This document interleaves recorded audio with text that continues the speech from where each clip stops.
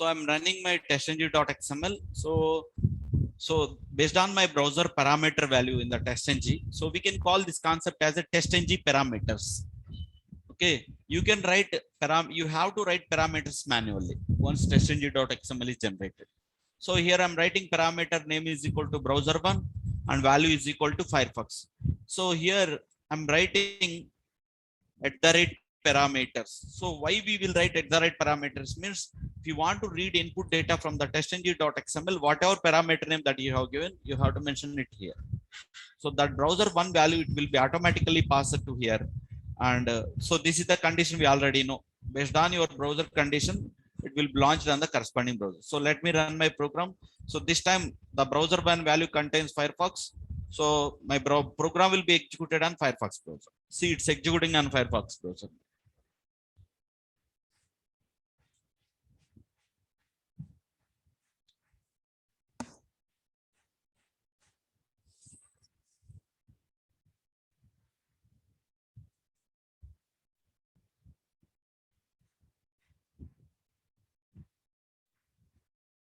So like that, your program was executed. Okay. So if you want to check in emailable report, you can check the output in the emailable report, whether this test2 has been executed or not. Okay. And similarly, if you want to execute your program on Chrome browser, you can write Chrome. So your program will be executed on Chrome browser. So the browser1 value, it holds a value as Chrome. So if browser equals ignore case of Chrome, so the driver will be pointed to Chrome browser and it will be executed on Chrome browser.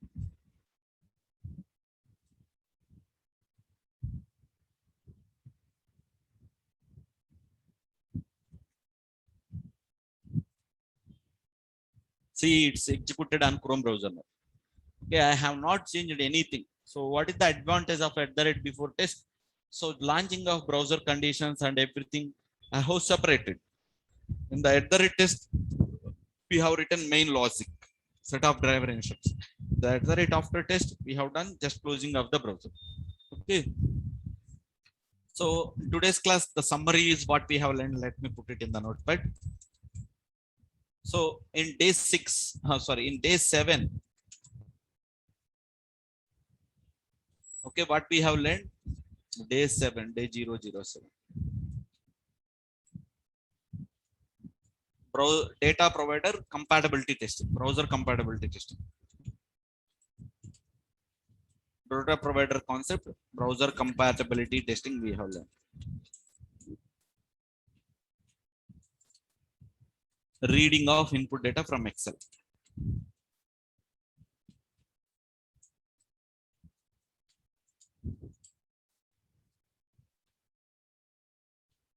So this is the concept we have learned. So just a minute, let me increase my phone.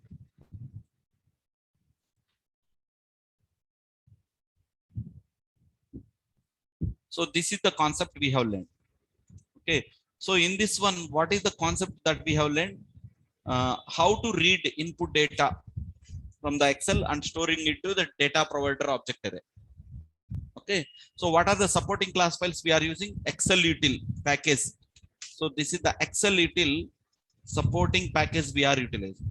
So one is for Excel API test 4. So this one I am using API test 4. I am using to read input data from .xlsx. Okay, if it is Excel.xls, so we can use, and make sure in the program also you are giving Excel sheet extension as Excel API test 3. So you have to use Excel API test 3. So if you are reading, so but nobody is using .xls, so this will support Office 97 2003. So in your system, MS Office 97, Office 97, MS Office 97, 1997, and 2003 is installed. So the Excel file extension is .xls. So, but after Office 2007 onwards, greater than or equal to 2007 onwards, the extension of file extension is .xlsx. So these are the concept we understood in data provider. Okay, and based on the browser parameter value, you are writing the conditions. Okay, And the next point, in today's class, we understood about TestNG. So we are generating TestNG.xml. So how we are generating TestNG.xml? So just right click on the TestNG class. Okay, right click on the TestNG class.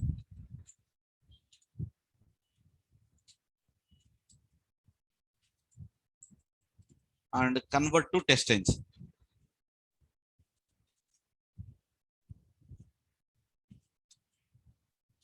And you need to browse the package under src test java. So like that we are doing next, we are clicking on next and finish. So the testng.xml was generated and we are executing our programs through testng.xml. So why we are executing from testng.xml? To generate emailable reports, because client want test evidences. Okay, to generate emailable reports. So where this is generating, this test emailable report.html report, where it is generating? Under your test output folder. Select that folder. Okay, control C. So under your test output folder it is generating.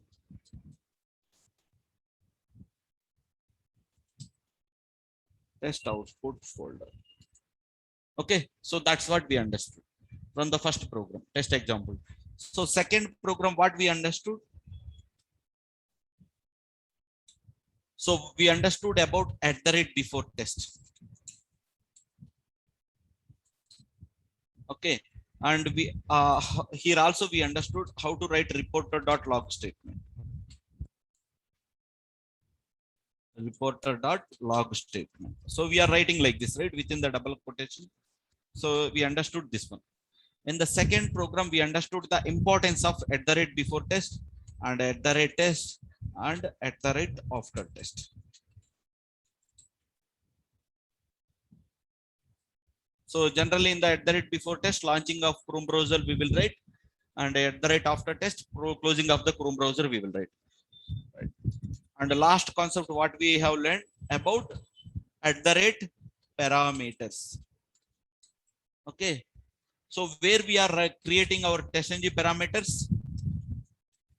TestNG parameters. We are writing our TestNG parameters in testng.xml.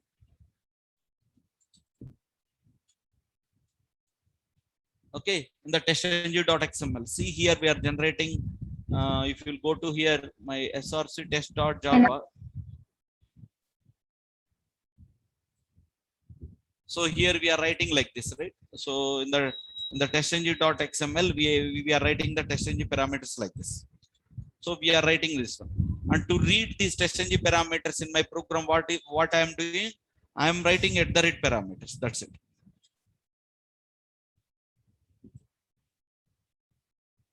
So this is the point I'm writing.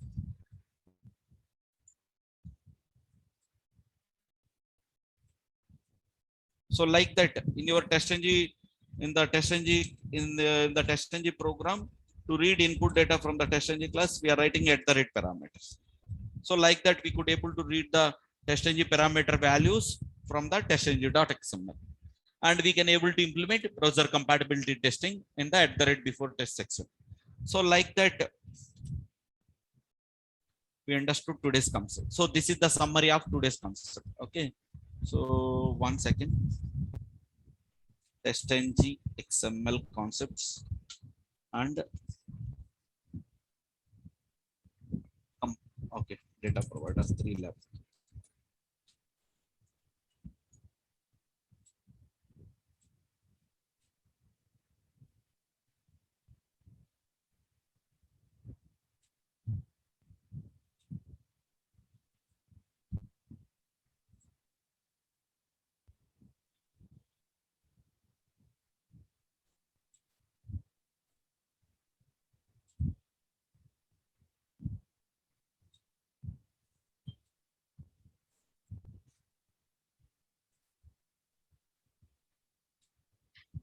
Yeah, that's it for today's class. Okay, and so many people amount has been due. Okay, and once all amount is cleared, because almost we have completed almost more than 10 classes. So almost we are closer to lab. We completed almost eight labs. Okay. We have already updated in group. Please ensure before attending for tomorrow's class. Okay. Ensure everyone has paid their due. Okay. Just want to remind that point only. And yeah, that's it for today. Okay. Some people has posting, I'm facing some issues, some technical issues. Okay. Whoever is staying at remotely. Okay. So it's difficult to manage for me because I will be occupied with continuous calls, continuous classes. Okay. uh, if possible, you can come here on Saturday or Sunday, or you, you can come here and clear your all your doubts and anything. Okay, just for 1 or 2 days. And after that, if you want to stay in Hyderabad for for 1 month, you can stay. And after completion of the course, you can manage wherever you want. Okay. So but if the programs are not executing something like that, okay, um, try to come here and we can resolve the issues, because taking of attention each and everyone, it will take time whenever you are connecting from online. Okay. So you have to fully depend on my videos, or still there will be some gaps and some lags will come. But if you will come directly, those issues and it will be resolved in within 5 to 10 minutes itself. But if I want to spend time, it will take hours and hours. Okay. So just I want to tell that point only. So anyway, I'm closing the session now. Okay. But I'm joining, I'm going to share you the link now, new link. Whoever is having issues, I can be available for half an hour. Okay. But people on yesterday has not joined. So again, I'm going to share the link right now. So you can join, whoever is having issues, whoever is not able to execute their programs, you can join immediately now. That's it for today's session. Ensure, make sure everyone has paid amount and dues before attending tomorrow's class. Yeah, that's it for today.